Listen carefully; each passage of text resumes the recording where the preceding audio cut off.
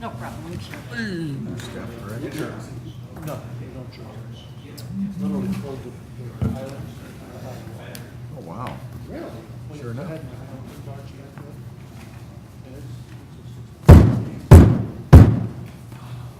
Good evening. We'll call our meeting to order. If you will join me in standing for our Pledge of Allegiance, please.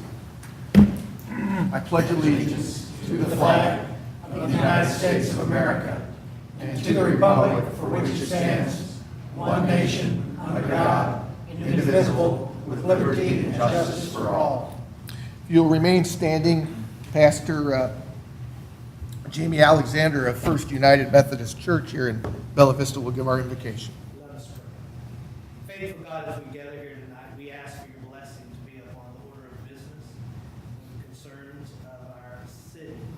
Thank you so much for the beauty of Bella Vista and for the residents here. We ask your blessing and wisdom as the business is conducted that will be determined to meet the needs of the lovely residents here. We ask for your blessing as we remember the gift of your Son and celebrate his birth, his death, and his resurrection in our life. It's in the saving name of your Son, our Lord and Savior Jesus Christ, we pray. Together we say, Amen. Amen. Thank you, Pastor. You may be seated. Additions and deletions to the agenda. I'll have one addition this evening. We will put that in new business. It'll be titled Authorization to Enter into an E-Payables Program.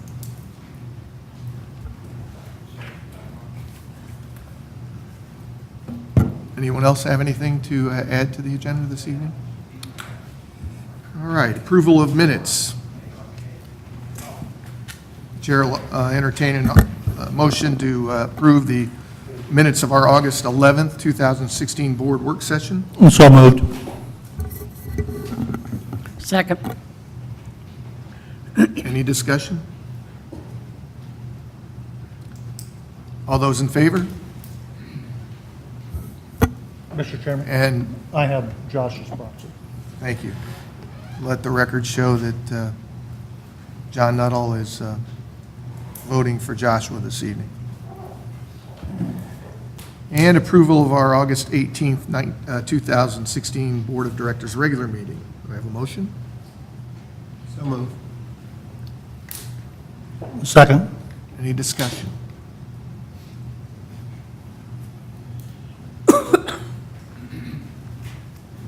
All those in favor? All those opposed? Motion carries. We're not going to do that. No, we don't have one. Okay. Tonight, we celebrate success in that everybody stood for the Pledge of Allegiance, and I appreciate that. Amen. Yes. So thank all of you for respecting our freedom and our flag. Financial report by Dwayne Mitchell.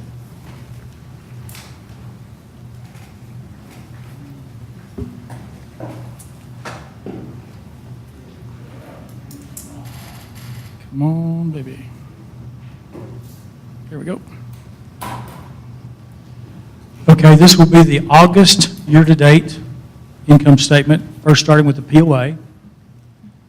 Want to call a note, you may have noticed in the packet that you've got, the variants have been changed going forward, and this will be the way we're going to do our presentation from here on. Positive is a favorable variance. Negative is a negative variance. That's the way most accountants use it, but the POA has always been a little different in both revenue and expenses, but right now we're going to go with that. Positive is favorable, negative is unfavorable. Looking at the top line assessment, you can see the negative, and that's always been a negative because the revenue is a negative when it doesn't meet budget. It's $280,000 down, and want to go through some graphs to kind of maybe explain what collections has been doing and some successes that we've made. This is the unimproved. We started in January with just a little over, between $1,020,000 and $1,040,000, and right now we're right there. And you can see we've collected $91,667 in those months. And you can also see the trend. This is a trend showing that it is a downslope. If it was an upslope, that was a problem. But this is good. This is a trend. This is very good. Looking at the improved lots, and you can see the same slope, we've collected $93,625 for that same period. In total all, we've collected $185,292. Through collection efforts, through statements we send, through emails, through all the additional collection efforts. These are people who were not paying at all, and now we've collected $185,000 of their payments. This isn't just a slow pay. These have been no pays. So that's very good, I think. Looking at the golf fees year-to-date against budget are $272, and they're on this side, and we've kind of got a little difference tonight to give you a little more information. Hope not it's going to confuse you, but give you more information. We're going to compare it against budget, and then we're going to compare year-to-year, actual against actual this year. Against budget, we are down in revenue, and you can see for whatever reason. The member guest there, the carts and all the stuff, it agrees to the 272 here. But when you look at actual over actual, we're really above budget 85. And it's interesting to see, when we did away with the value card, that's the number there that we did away with, but we increased greens fees 230 year-to-date, member 44, and carts 80. So it has a positive impact, even though budget doesn't show that, but we wanted to show that as another way of looking at the numbers tonight. The pro shop is similar. Budget is down 67, but actual to actual is up 6. Looking at the RV park, and on some of these we'll do have 2 boxes. Against budget we're 55, and against actuals we're 43. These are both positive numbers. You can see the RV park is up 50, the storage is up 5. Actual to actual, RV park is up 25, and RV storage is up to 18. I won't speak on each one, but I kind of see as we go through that, and if we have questions, that's kind of what we're going to be talking about. The black box is actual, the blue box is against budget. Looking at facility use fees the same way, we're 57 better than budget, 27 better than actual. You can see for what reason: recreation fees and photo IDs. Boat registrations, against budget we're 59, but if you look at actuals, we're just about even. We're at 2,000 better than budget and 1,000 better in docks. So it's interesting to look at both of those numbers. Investment income, we're way over budget. We're better than budget, 389. The actual investment income is 80, market adjustments 309. Actual to actual, 501 better, investment income 23, and market adjustment 478. And where I'm comparing the actual to actual is this number to this number. This is without timing, and this is without timing. I'm comparing budget, this number, to this number. Lot sales are down 26,000, and we've hired a part-time employee that's now dedicated to lot sales, and Doug says we're having very positive results. So that's going to be an increase, we feel like, the rest of the year and even next year. Looking at the transfer fees budget, we're down 32. Transfer fees are actually up 4. It's that research fee that we really haven't been doing very good with, 36. But actuals were 106 better than budget. That's very good, 178 against 284. This is current, this is last year. Other income. Wayne, can I ask a question? Sure. Those research fees, why, what causes that underperformance? Well, we took the teeth out of it when we had the board meeting with the and the realtors and someone like that was saying, hey, we don't want to pay 2 fees type thing. We have to do a lot of the busy work, even though they don't always close on the time. We have to start again because we have to see what payments has been made, what charges have been made against that account. So it takes us double work, and that was the fee that we were going to try to get that research fee. But the realtors said they wouldn't do it, and the board kind of, I think we took the teeth out of it, and so it's really not a hard fee that we can collect on. Okay, so will we next year see a significant change in the budget? We'll either take that fee away or we'll put teeth in it, Okay, because it doesn't do any good the way it is right now. okay, thank you. Looking at other income, we're down 165, and some of that's just the way that it was budgeted for advertising. Advertising is down to 115, excuse me. Let me go back there. Advertising is down 115, and disposal of fixed assets bounced for the other. But I think this is interesting. Actual to actual, advertising is up 63, so John's group is doing really good. We've got that much more than we had last year at the same point in time, even though the budget doesn't reflect that. And I'll keep going the wrong way, excuse me. Total income against budget is down 391, but when you look at actuals, we're up 458. We really wanted to call your attention to that. That's positive. Total cost of sales is better than budget by 16 versus actuals down 40, which means we're making less on mainly the pro shop. We had some things where we sold things a lot cheaper just to get them out of our inventory, and I think y'all are aware of that. Gross profit is 375 less than budget, but gross profit against actual is 419. You can see for the same reasons. Looking down in the expense section, against budget on the labor, salaries and wages, we're better than budget by 347. Again, you can see that's a positive number. Golf maintenance open positions count for about 200,000 of that. That was the extra positions we put in last year, and they totally haven't been filled up to this point as we had budgeted them to be filled.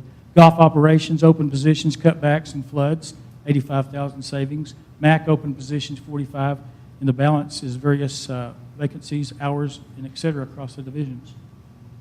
Employee benefits, 90,000. Payroll taxes, again, we don't have the employees, so we're not paying the payroll taxes. Maintenance and repair, that's higher than budget by 150, but one of the reasons is the 161 of that was the ADA expense that didn't qualify as a capital expenditure, and it made repairs and maintenance expense go higher by 161. And that was the restroom modifications and other small items that really weren't meeting our capital threshold.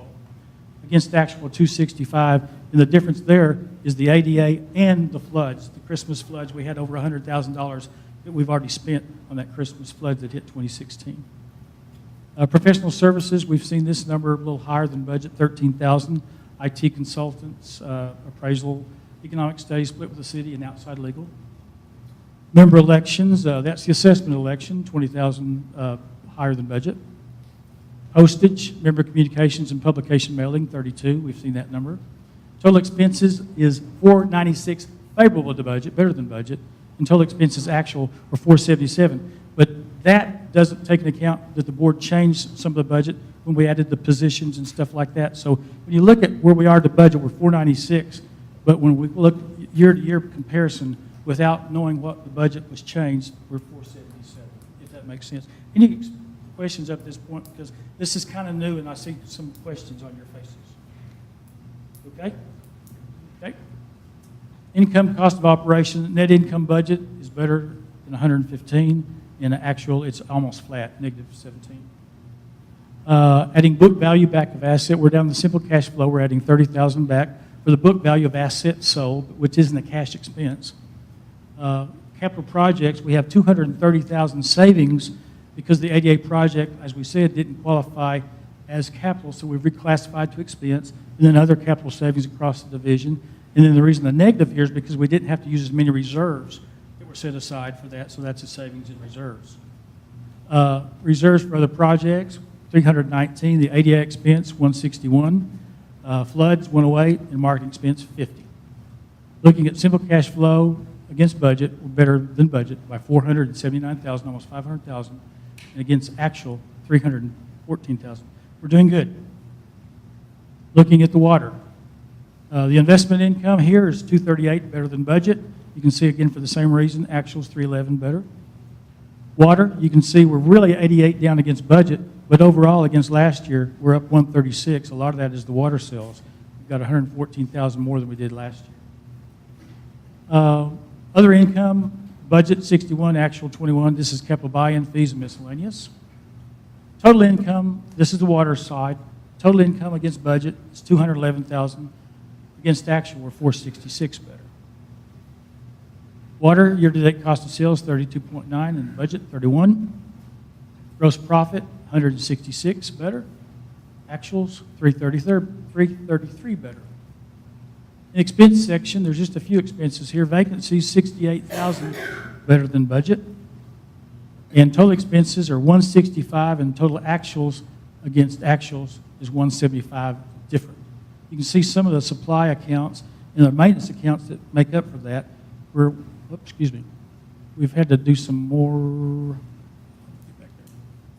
Right in here, you can see the 109 and 153, the 71 and 161. That's really some of the bigger variances in the thing, and we've just had to do more repairs to the system that were expensed.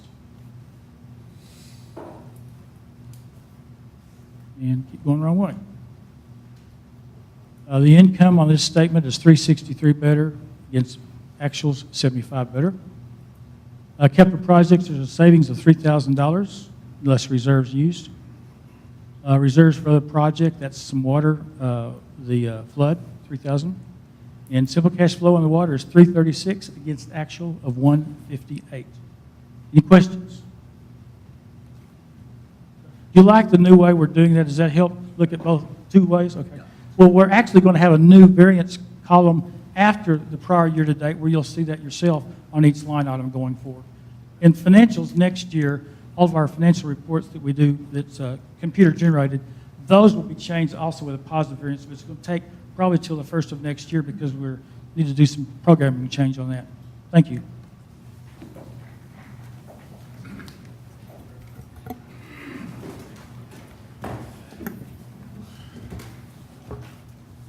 Thanks, Dwayne.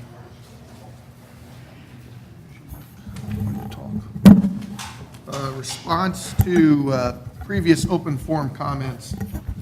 We had a member that distributed handout, and in that handout asked if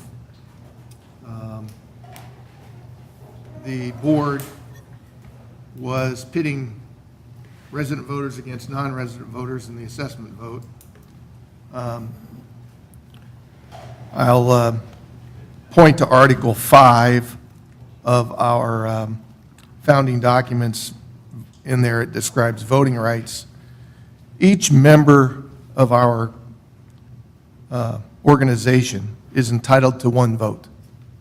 And that vote is equally given in this election. The manner in which the vote is, or the question is asked, is fair in that the overriding principle involved in the vote is to generate revenue for the betterment of all of our members.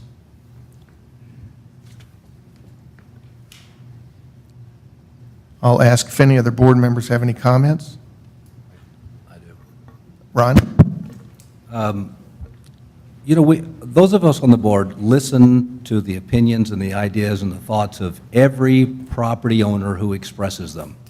I know Bob, I don't know how many hours Bob spends answering emails. If somebody sends an email to Bob or Tom or anyone, we very carefully evaluate all the thoughts and try to give the best answers that we can. So everything that we see from anybody, we give it thorough thought.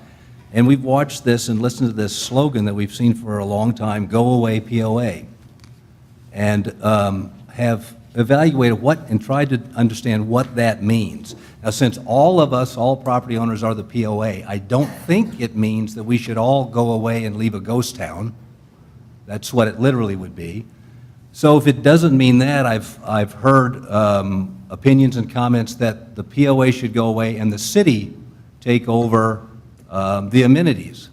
So we've looked at this and make sure we understand it well, and in fact, I had further discussion with Peter Christie just in the last 2 weeks about it, and had him send it to me in an email to make sure I really understood it, and he said, for the city to take over the amenities, even if it could be done through our election process and the way the whole government thing works, which would be very, very difficult, 2/3 vote, right now our 3 mills property tax, he said, would have to increase by 24 mills.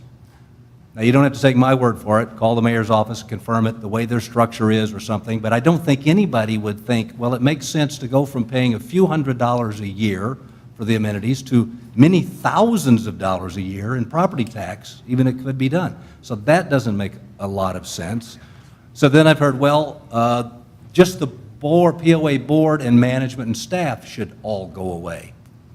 Well, that would mean everything goes away. That means all the golf courses, all the tennis courts, all the trails, all the pools, everything. The lake's drained.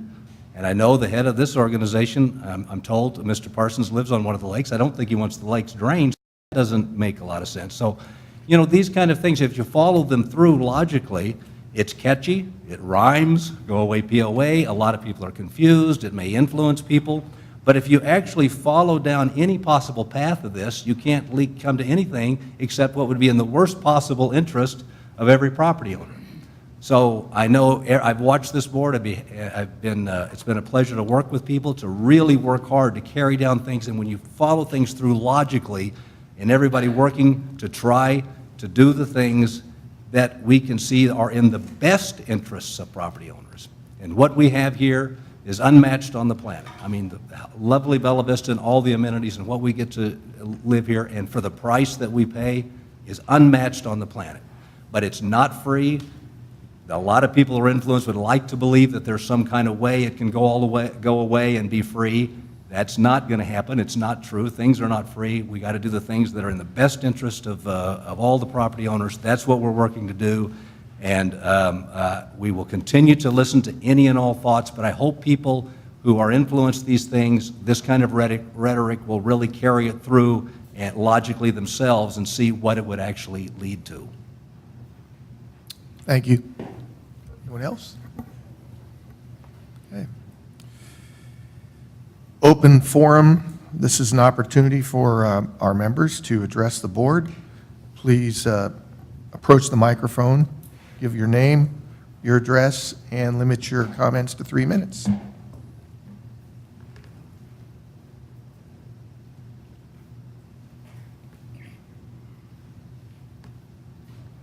I guess I'm it, huh? I'm Jim Parsons, chairman of the Bella Vista Patriots, live on Lake Avalon. And last month, I mentioned that the POA, the board, listened to 2 entities. One, the corporation, and the other, the members. And that when you listened mostly to the corporation, Cooper, because Cooper originated this in 1965. Historically, they've had all the figures. They know what's going on best for Bella Vista because they developed this. And if the members, the reasoning was, if the members decide, and if they took the decisions of the members might make a mistake, not having the facts. Then all of our property values would go down, and all of Bella Vista would go down. And that was the old board's thinking. Now then, last month, Mr. Hart right here informed me that we are, all of us, the members, we are the corporation. You're the corporation. Every one of us, we're together as a group. That's wonderful, and that's great news. That's the first time that we've heard this, that the members have any equal access to the books, that we can ask questions, and that we have a right to our opinions, which is different from the one you just expressed. And we have a right to that, and that we are equal. And if we are equal, and as Mr. Hart said, shareholders, and we're shareholders equally, then it looks like all of the assets that we have ought to be shared equally. And so it is right now that we saw up on the screen what this election is costing us, the members, and yet the Patriots, aren't we members? And aren't we in good standing, and don't we pay our assessments? If we are, then it looks like our no signs are just as important opinion as the yes signs. And if we have an equal right, First Amendment right, to our decisions, then why wouldn't the POA reimburse us for our signs? I've handed Mr. Brooks the bill, and I've handed each one of you there. It's just a few dollars short of $3,000. And if we are equal shareholders and sharing the assets equally, certainly that little less than $3,000 is a pittance compared to what you spent on this yes sign and pushing that. And so you have the bill. I hope that you will treat us equally and fairly, and let's go from there. Thank you. Thank you, Jim. Anyone else this evening? I would like to comment if I could. First of all, the Board of Directors acts always in the best interests of the community. As Joshua pointed out, yes, last week or last month, we are charged with carrying out the duties and responsibilities of the Board of Directors to take actions which are in the best interest of the community.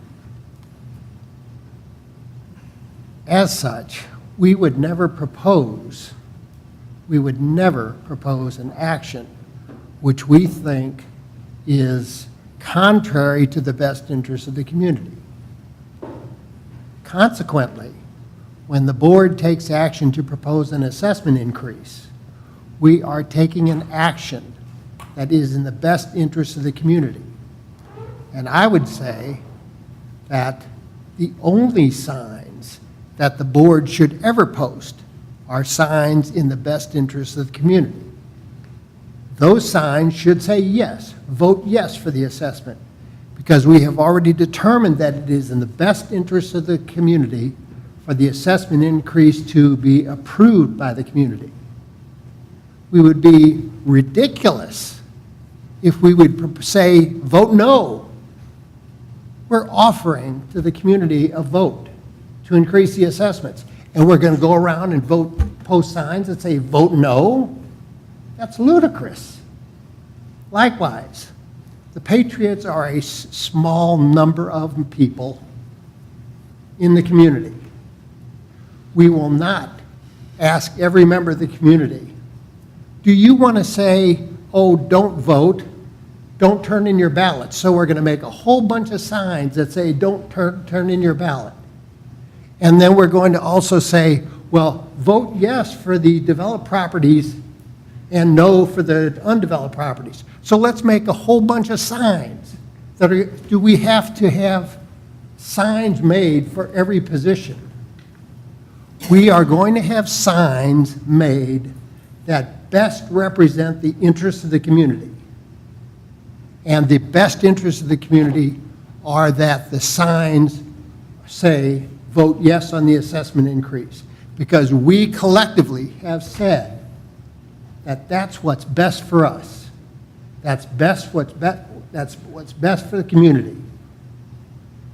We are elected to determine what is best for the community and to move forward with that.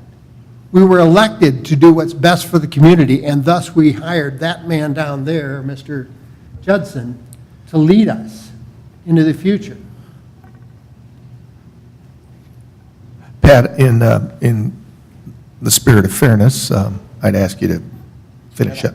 Well, no, you've got another 25 seconds. Your 3 minutes is up. Jim, I can assure you, I yield the floor. thank you. Jim, your request will be taken up in our work session next month.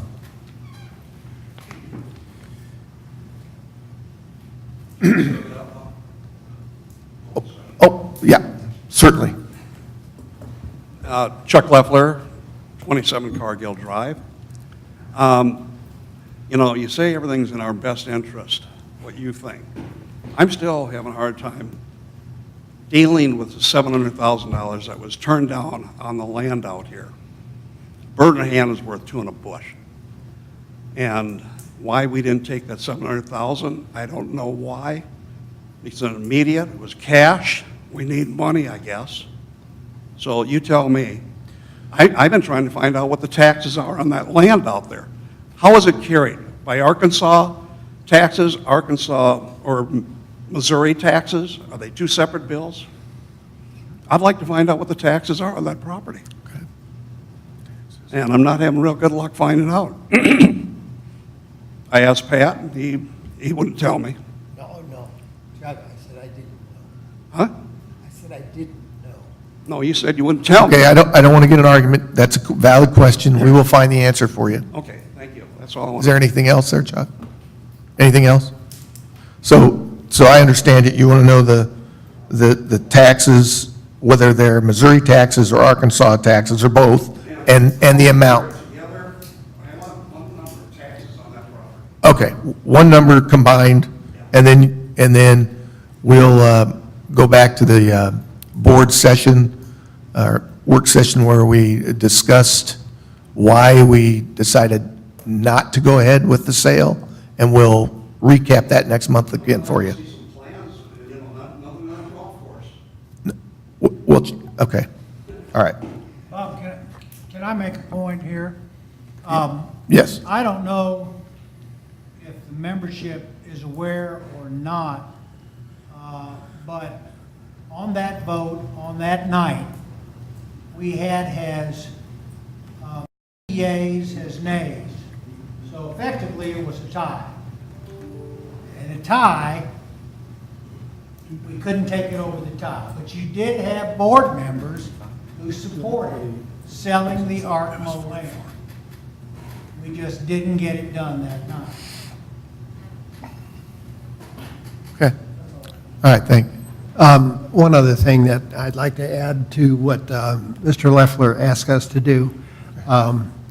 In the conversation that I had with him, he indicated that he would like to know what are the revenues that the leasing of that land for the collection of hay and stuff, how those revenues came out, what those revenues were, and whether they were adequate to pay the taxes, and I think we should provide that to him as well. Okay, all right, make a note of that, thank you. All right. Joint advisory, does anyone else want to approach? Kelly, you want to come up and say what a good job I'm doing? No? Okay, all right. We'll go ahead with the joint advisory committee reports. We'll start with Lakes, Lakes don't meet until next week. and they don't meet till next week, and so because of our calendar this month, we will have a report next month on Lakes. Recreation, I'm Debbie Sorensen, and I'm on the Recreation Committee, the highly paid secretary on the Recreation Committee.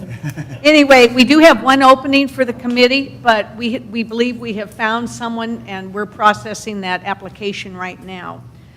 Very pleased to have Joan on board with the committee, and we feel that she's doing an excellent job, especially in her communications. And also, she's getting the exercise facilities all organized. And so it's hard to explain, but she's redoing the exercise committee, and Branchwood got cleaned this last month, and it was wonderful. Very nice. Also, we're very pleased about expanding the hours at Metfield and Reardon. And I know that part of the issues on the younger members of the POA have expressed ideas about the idea that they work, and so there's going to be an expansion of hours in the evening. And also, Reardon and Metfield were open on Labor Day, and there was no real advertising on that, and they had 40 people each. So, I mean, that shows you the need for those facilities. We're pleased to have 2 new park rangers. Obviously, there's been a need for it, and I think everyone will be very pleased with that. And lastly, the committee has been very strong about supporting the Rejuvenation Plan phone bank, and we've had very, very good responses. I have to say, we've had very few negative responses, so we're very pleased with that. And that's it. Thank you. and Debbie, want to give a shout out to the great work that you've done and all the hours that you've put in. I can't even imagine you have a voice at the end of the day some days, so. All right, thank you.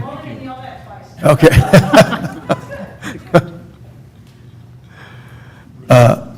Bruce? For the board and for the members' information, we got an offer, and I don't know how firm it is, and I say we, at the Bella Vista Animal Shelter. There is a woman interested. I do not know her name, but there is a woman interested in establishing a dog park in the Medfield area, if that's at all possible. This is very early stages. The shelter is exploring the cost for this woman. She said she would pay for the entire thing in honor of her son. That's all the details I have right now. Okay. But If we could get a dog park up there, I think it would be great. Okay. Golf? Susan wasn't, Susan was still on vacation last night, and I don't see Jake, so we'll go ahead. The main emphasis of the golf committee last night was talking about Scottsdale and getting Scottsdale ready to open and for the big open on the 6th of, 6th is, of- 7th we open, 6th is grand opening. as grand opening from 4 to 6 in the afternoon or early evening, whatever you choose to call it.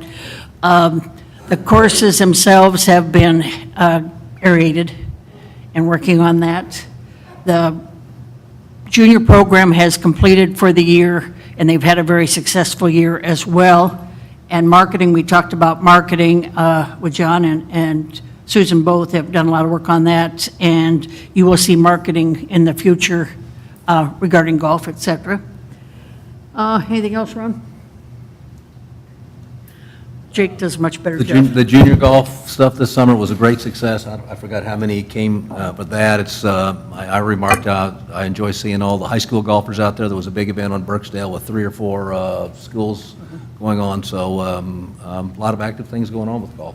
Almost 100 juniors. All right. But also would like to, in the golf committee meeting, we dispelled a rumor that's been on Facebook that we were importing rocks and also importing sand, and those, both of those are false. We only imported the stacked sod. Can I just clarify that a little bit more too? Because I keep hearing this stuff too, and so what people do is take the entire number for doing all of the greens and redoing the clubhouse, which needed to be done, all these things that need to be done, and say, okay, we've spent this huge number on bunkers and we imported them. The fact is that the relatively small number was on those bunkers to give it more of a style, and that stack sod, yes, it comes from England because that's the most cost-effective place, and it's easy to maintain, and that's where it's come. And it's a little bit like saying, where'd that shirt come from? Bangladesh? What a moron! Why would you do? Well, this is worldwide economy. That's just the way things. That's the way things work, and this is the most effective way to do it. And they have it, and it's going to be a great product for us. So people think they take things like that that are just kind of silly, but okay. And stacked sod is really stacked soccer field, AstroTurf. Right. That's been reclaimed, so we're helping the environment. Yeah, so it's easy to maintain and doesn't take as much staff to maintain those things. So anyway, if anybody wants to be a naysayer, they can make up anything. Young residents? The Young Residents Committee met, did you want to cover it, Andrew?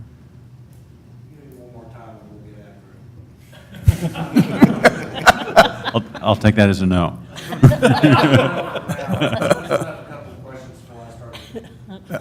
Got it. Very pleased to announce that the committee has picked up a number of additional committee members, and so they're doing very well. They're still getting formed. They elected a secretary that's now taking minutes, and so for a brand new committee, they're really coming along very nicely. And we hope to have a few additional committee members, and they're definitely focused in on what additional projects that they could undertake to benefit the community from a young resident's point of view. Thank you. We have an addendum to the recreation report. I forgot one thing, and that is the Walton Foundation has donated money for us for a bike park up near Metfield, and it will be like moguls, that type of thing for 4 to 12-year-olds or adults who are dumb enough to try it. But anyway, and it will be open to the public because it is foundation money. But Pat wanted to bring that up, and I think that's a very positive thing for, especially the young families. Okay. Thank you. Old business. On page 22 of your packet, bylaws changes. These changes will modernize the bylaws and ensure the uniform usage of terms throughout the governing documents. This will be the second and final reading, requiring a board vote. There have been no changes since the last time the board saw this last month.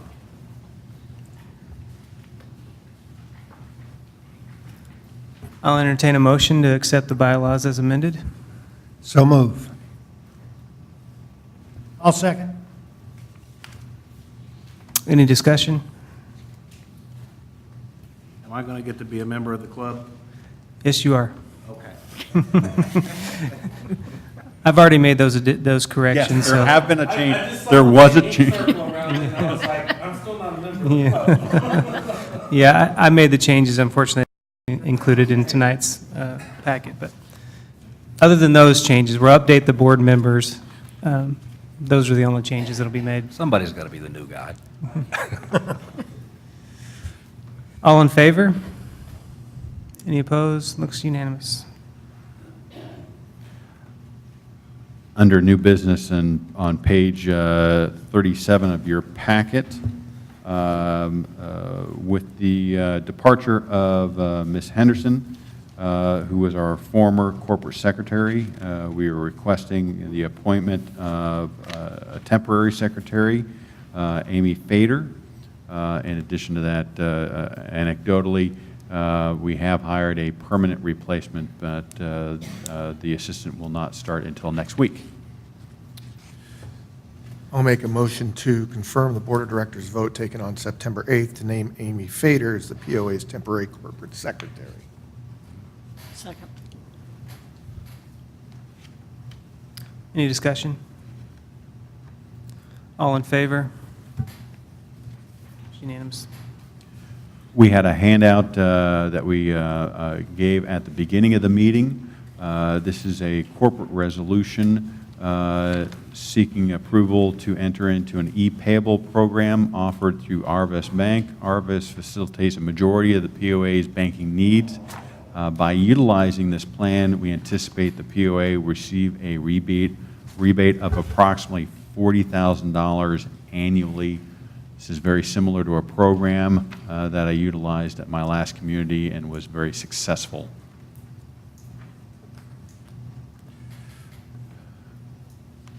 The chair will entertain a motion.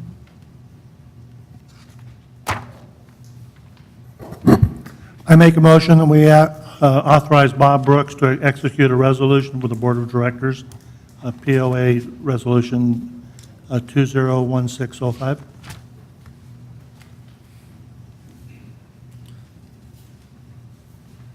Have a second? Second. And the resolution language is slightly modified from language that was given to me by Arvest Bank, so I've reviewed it, and it meets with their approval, so just so you're aware. Any further discussion on that? I'd like to just point out, it's one more way that the expertise of our COO and experience of our COO is adding real value. This is concrete dollar value to the membership with nothing more than a stroke of a pen.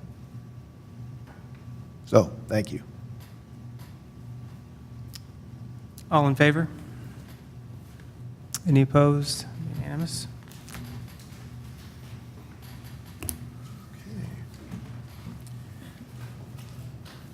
Our next COO board meeting will be Thursday, October 6th, 2:30, here in the Country Club Meeting Room. Our next Board of Directors work session will be Thursday, October 13th, 8 a.m., here in the Country Club Boardroom. And the next regular meeting of the Board of Directors will be Thursday, October 20th, 6:30 at the Country Club Boardroom. My new slogan is POA, here to stay. We're adjourned.